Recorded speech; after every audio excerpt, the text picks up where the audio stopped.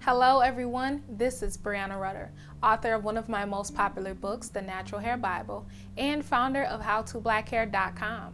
For these videos, I love to answer the questions that you all send me via email. So if any of you have any questions that you would like for me to answer, check out the description box below for more information. This video is because of an email that I received from Quanda, and Quanda goes on to say that she has natural hair and she feels as though she doesn't fit in with her coworkers because they have straight hair. She also goes on to say that she feels the pressure from them to straighten her hair, and even though she doesn't want to, she's constantly feeling judged and criticized for her hair not being straightened. So what she wants to know is, why is it that straight hair is automatically the standard? So thanks, Quanda, for your email, and what I'm going to do is answer for you on 3 points on why I believe that straight hair is the standard. Point number 1. So Quanda, my first point is that most people will typically do what they see everyone else doing for the most part. In psychology, there's something called social proof, and it really means just that. Social proof means that even if you see a lot of people doing something that's right or wrong, you will typically go along with doing it just so that way you can fit in. Nobody wants to be the odd man out. So say for instance, you're outside and you're somewhere in a busy area and you see a lot of people pointing up at the sky and looking up. You're naturally going to look up because you believe that there's something in the sky that you need to see. Or say for instance, you're just walking down a sidewalk and you see a lot of people walking in a certain line in a certain direction. You're naturally going to go head over and walk in that direction just because there may be danger around in a certain area, or it may be a reason why everyone has to walk on a certain side of the sidewalk. So really all of this is happening subconsciously, and it's just that urge to make sure that you're not being the odd one out, so that way you're in line with what's supposedly right, even if the situation doesn't mean that it's technically right. Point number 2. So my second point is that straight hair is automatically the standard because majority rules.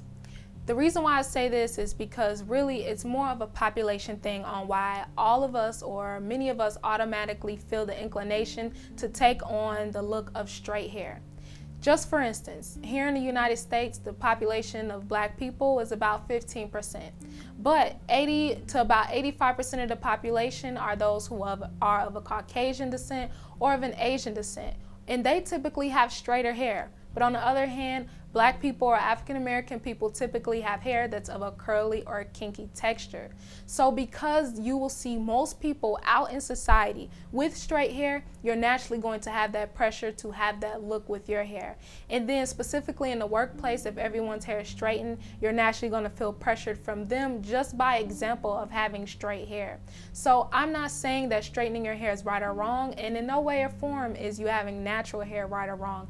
It's just the thing that goes right back onto social proof.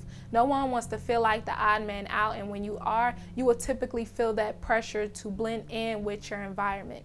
And then in the same breath, if you even reverse the roles and it was 80% or more of the US population was black, and then 10 to 15% was white, our hair would be the majority. So then if anyone's walking around with straight hair, they will feel that need or have that pressure to change their hair so that way they can fit in with the looks of society and not feel like the odd man out. Point number 3. So Quanda, my last point that I want to mention is that we usually have a way of trying to solve an issue by automatically putting up an emotional answer or emotional defense for why something is the way it is. But in most times, if we step outside of that and actually look at it through it with a different set of eyes, then we can figure out what's the actual situation at hand. So most people will usually say with their emotions that, oh, white America just doesn't like our afro hair and tries to make us feel bad for it. When no one is blatantly saying that, for the most part, most people don't even know the difference between if something is just curly or if something is even a weave sometimes, or whether it's even your natural hair. So it just feels like an inclination when we're getting stares or someone is mentioning something about our hair, because number one, everyone's not educated about natural hair, or even if the hair that they see on your head is even a weave or whether it's not a weave. Some of this stuff is foreign to other individuals, especially to someone who doesn't have your type of hair, for instance, a white person. So most times if you're ever getting stares from a white person, it's mostly because they may not understand exactly what your hair is, or if they've even seen afro hair before, because some women like to wear weaves or they like to wear curls or braids. So sometimes a lot of the imagery that we put out with our hair is literally brand new to a certain type of people who have never seen our hair displayed in such a way. So instead of emotionally feeling as though white people don't like afro hair, maybe some of them don't, but for the most part I believe that it's just a thing of a numbers thing. It's just majority rules. When you're seeing everyone with predominantly straight hair, which is how our population is here, of most people are being white or Asian. So if you see a lot of people with straight hair, you're naturally going to feel as though you're pressured to do the same thing, or you're going to get stares, or people are going to gawk at you or point, because it's not something that you see most of the time. So Quanda, those were my 3 points that I wanted to say, because I don't feel as though you are necessarily being attacked. Maybe subconsciously it feels that way, but in most cases it's only because it's a social proof type of thing. And if you don't blend in, you stick out. So I hope you understand that, and I also hope that you can come to terms as far as what's the step you should take to make your environment a little bit more of a comfortable place to be when you're working. So thanks for your email, and I hope everyone else has enjoyed this video who's watched as well. If you have any comments about this, please feel free to let me know what you think, and also send me your email messages if you have any questions. And before any of you go, make sure to sign up for my email list, so that way you can be automatically entered into giveaways that I do. And also, only there I'll update you all with exclusive content. So until then, I will see all of you in my very next video.